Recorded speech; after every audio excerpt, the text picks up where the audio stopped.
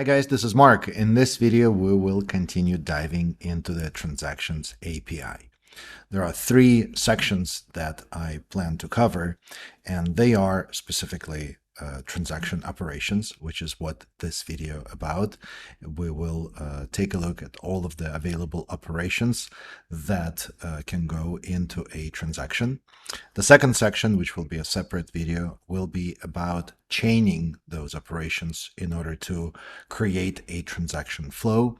And finally, the third video that will come after that will be about introspecting transaction results, whether they complete with errors or without errors. There is API that is designed to give you an ability to see how transaction ran and what the results were.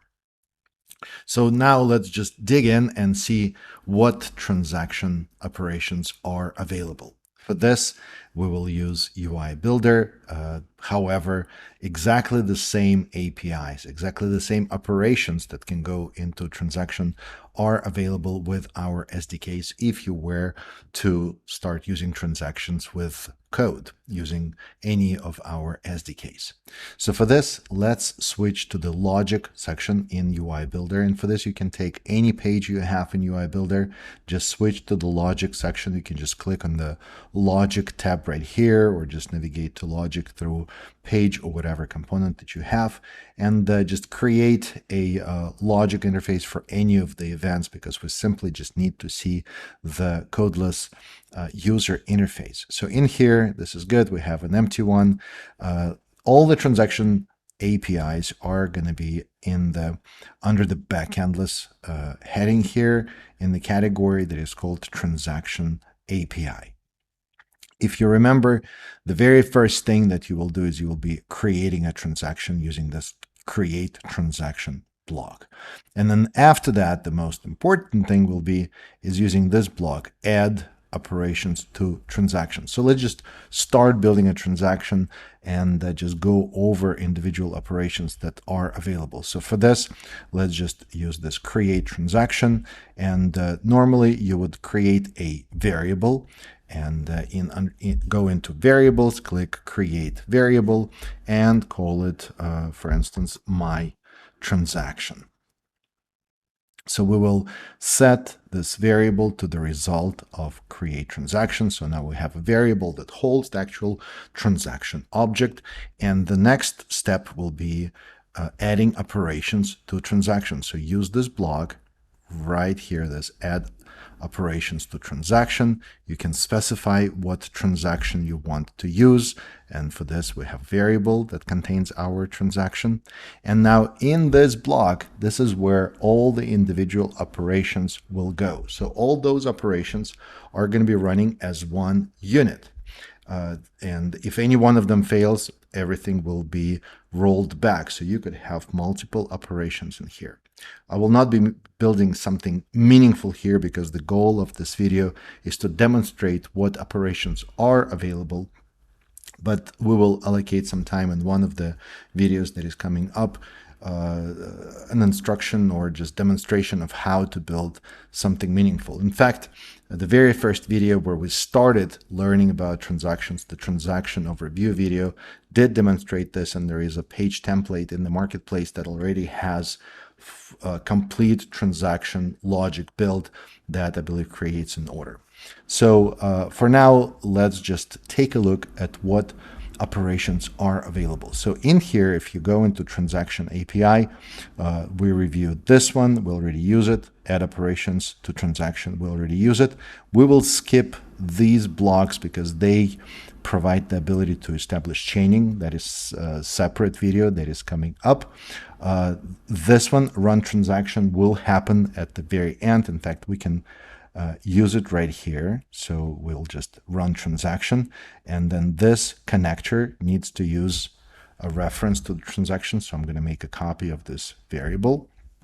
So, and then this is the placeholder for the actual transaction logic with all the operation. So let's start reviewing individual blocks of the operation. So back in transaction API, let's scroll through all of these. And then the very first one is find operation. The find operation is an operation that retrieves data from the database. You can see it has this long list of connectors, and these arguments, these connectors, are going to be exactly the same as the block under data API that retrieves data from the database. So this block runs this API outside of the transaction, just returns data. And then this block right here does exactly the same thing, but as an operation in transaction. Exactly the same arguments. Whatever you learned from the other one is applicable here. So as you can see, you can run a query with where clause, you can add properties, you exclude properties, do the pagination, add relations. Everything is going to be exactly the same. The next one is create operation. This one just creates a new record in the database. It saves this object. And then the arguments, table name, and object are going to be exactly the same as in the data API. Save object in Backendless. As you can see, table name and object. But in the context of transaction, same arguments, but it runs in the context of transaction. By the way, every single block that we review here for all these operation blocks, they will have operation ID. Don't worry about it yet. We will come back to this when we start discussing how to retrieve data from once the transaction runs and it is successful. How do you get data about the result of each individual operation? You can get this, and that's where operation ID comes into play. But let's ignore that for now. So create just saves an object in Backendless. Upsert operation does either update or insert. So either creates a new record or updates an existing record. If the object has object ID, it will be updated. If it doesn't have object ID, it will be created.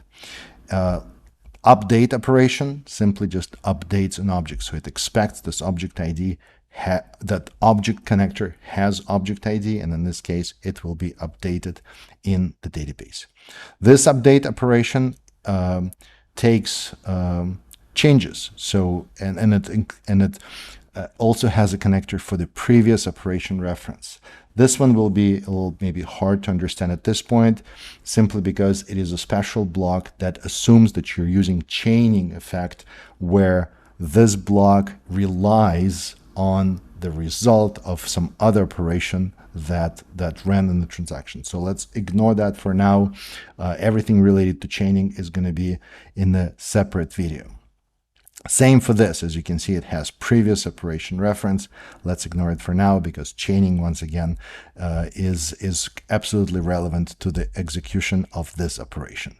Delete operation, it deletes an object from the database. You identify the name and the object that needs to be deleted. This one, again, has something to do with chaining, where you are identifying an object that was referenced or returned by some other operation in the transaction. And as a result, we have this previous operation reference. We're going to ignore that for now. Bulk upsert. In here, you provide a list of objects and the table name, and this operation just basically does bulk, either update or insert of the specified objects in transaction. Then bulk create, it's very similar as bulk upsert, but it doesn't do any updates. It simply just creates a collection of objects in a database. Bulk update in here, this is similar to the other bulk upsert. The difference is that you identify the objects to update with a where clause. And then the changes is an object that contains key value pairs. Basically, any object is a key value pair. So in here with the changes, you specify that these properties, with these values, need to be applied on any object that is covered by this where clause. And there is a similar block in data that does exactly the same thing. Let me take a look. Here, let's see. It is going to be bulk upsert, I believe, right here. Oh, bulk update. as you can see, where clause and changes. So it's going to be exactly the same API, but in the context of a transaction. Let's continue through our list. And we got to here. So this bulk update, again, chaining related block. Bulk delete will delete all the objects identified by the where clause that goes in here in the specified table name.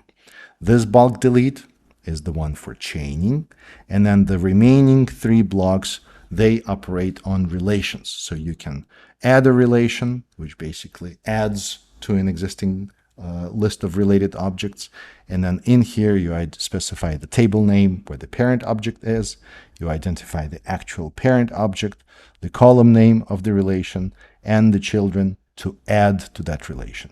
Set relation wipes out everything that was there for a relation and just sets new relation for the children that you identify.